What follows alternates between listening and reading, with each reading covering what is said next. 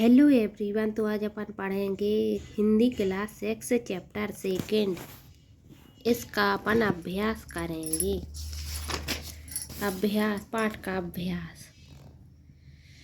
सही विकल्प चुनकर लिखिए। दांत जल्दी टूट जाते हैं क्योंकि वे होते हैं। इसका आएगा कठोर। मधुर वचन है। इसका आएगा औषधि। प्रश्न दूसरा, रिक्त स्थानों की पूर्ति कीजिए। शरीर में जीभ अच्छी नहीं होती तो सब बुरा बुरा है। इसका जीव आएगा। वाणी का वरदान मात्र मानव को मिला है। इसका मानव आएगा। वाक् चातुर्य से कटु सत्य को प्रिय और मधुर बनाया जा सकता है। इसका मधुर आएगा। वाणी के दुरुपयोग से स्वर्ग भी नर्क में परिणत हो सकता है। इसका नर्क आएगा। प्रश्न नंबर 3, एक या दो वाक्यों में उत्तर दीजिए। मालिक ने लुकमान की बुद्धिमानी की परीक्षा किस प्रकार ली? मालिक ने लुकमान की बुद्धिमानी की परीक्षा यह प्रश्न पूछकर ली कि शरीर का कौन सा हिस्सा सबसे अच्छा और सबसे बुरा होता है। जिज्ञासु ने कन्फ्यूशस से क्या प्रश्न किया? जिज्ञासु ने कन्फ्यूशस से प्रश्न किया कि सबसे दीर्घजीवी कौन होता है। श्रीमती शास्त्री नौकर पर क्रोधित क्यों हुई? श्रीमती शास्त्री नौकर पर क्रोधित इसलिए हुई क्योंकि उससे कोई काम बिगड़ गया था। राजा ने स्वप्न में क्या देखा? राजा ने स्वप्न में देखा कि सारे दांत टूट गए। बुलबुल और फूल का संवाद लिखिए। बुलबुल ने सुबह सुबह ताजे खिले फूल से कहा, अभिमानी फूल इतराओ मत, इस बाग में तुम्हारे यहाँ से बहुत फूल खिल चुके हैं। इस पर फूल ने हंसकर कहा, मैं सच्ची बात पर नाराज नहीं होता, पर एक बात है, कोई भी अपने प्रिय से कड़वी बात नहीं कहता। 3 से 5 वाक्यों में उत्तर लिखिए। लुकमान ने अपने मालिक के दोनों प्रश्नों के उत्तर में जी भी क्यों कहा? लुकमान ने अपने मालिक के दोनों प्रश्नों के उत्तर में जी भी कहा क्योंकि जीभ अच्छी है तो सब अच्छा ही अच्छा। अगर जीभ शरीर में जीभ अच्छी नहीं तो सब बुरा ही बुरा। जीभ के कारण ही सारी बुराई भलाई है। जो नम्र होता है वही अधिक समय तक जीता है। एक उदाहरण देकर समझाए। जो नम्र होता है वही अधिक समय तक जीता है। इस बात को उदाहरण से समझा जा सकता है। जीभ दांतों से पहले पैदा होती और दांतों के बाद में, परंतु दांत अपनी कठोरता के कारण पहले टूट जाते हैं। परंतु जीभ कोमल होती है, लचीली होती है, नम्र होती है, इसलिए वह दीर्घजीवी अधिक समय तक जीती है।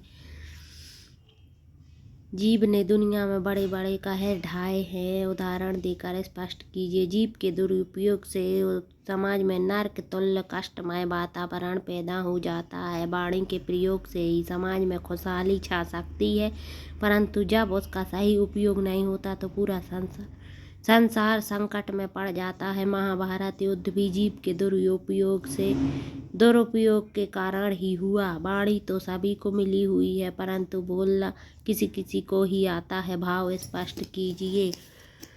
सभी लोगों को जीभ मिली हुई है, वे इसके उपयोग को ठीक तरह से नहीं जानते। वे बोलने की कला के जानकार नहीं है। कोई बात प्रेम की वर्षा करती है तो किसी के द्वारा बोले गए शब्द कई झगड़ों में को पैदा कर देते हैं। यहाँ तक कि इस जीभ का सही उपयोग सुख शांति देने वाला है तो कहीं इसके विपरीत दुख और कलह पैदा करने वाला भी होता है। अतः वाणी के सद उपयोग की कला किसी किसी को ही प्राप्त है। कटुक वचन मत बोल पाठ से हमें क्या शिक्षा मिलती है? कटुक वचन मत बोल पाठ से हमें शिक्षा मिलती है कि मनुष्यों को हमेशा विनम्र और मधुर भाषी होना चाहिए। विनम्रता और प्रेमपूर्ण भाषा के प्रयोग से मनुष्य दीर्घजीवी होता है। कड़वी बात से झगड़े झंझट पैदा होते हैं। अतः हमें सदैव मृदुभाषी होना चाहिए।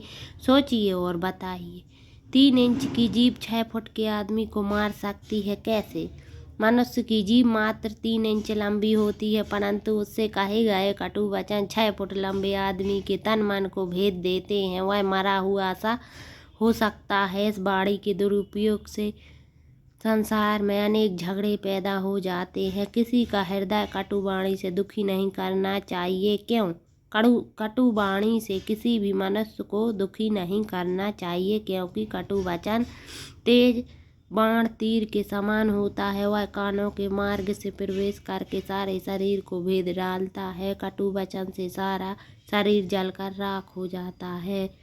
बातन हाथी पाइए, बातन हाथी पाँव का क्या आशा है। बातों के द्वारा ही मनुष्य असंभव को भी संभव बना सकता है यदि वह अपनी जीभ का सदुपयोग करता है। मृदु वचन और नम्रतापूर्ण आचरण से मनुष्य महत्वपूर्ण बन सकता है और उसके विरुद्ध आचरण से अर्थात कटु वचन से वह अपने महत्व को खो देता है। बात के बोलने का ढंग उसे समाज में आदरणीय और निरादरणीय बना सकता है।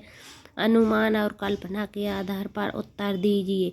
यदि लुकमान की जगह आप होते तो मालिक के प्रश्नों को क्या उत्तर देते। लुकमान की जगह यदि मैं होता तो उसके प्रश्नों का उत्तर यही देता कि जीभ के कारण ही संसार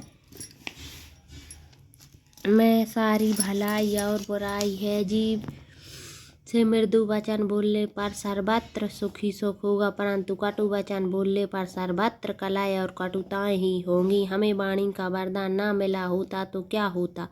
मनुष्य को ईश्वर ने वाणी का वरदान दिया है जिससे वह अपने दुख सुख के भाव को दूसरे साथियों से कह लेता है, दूसरों के भाव को सुनकर उसकी सहायता कर लेता है। वाणी के वरदान के न मिलने की दशा में यह सारा जगत मूक बना होता है। चैप्टर 3 अपन अगली नेक्स्ट वीडियो में पढ़ेंगे।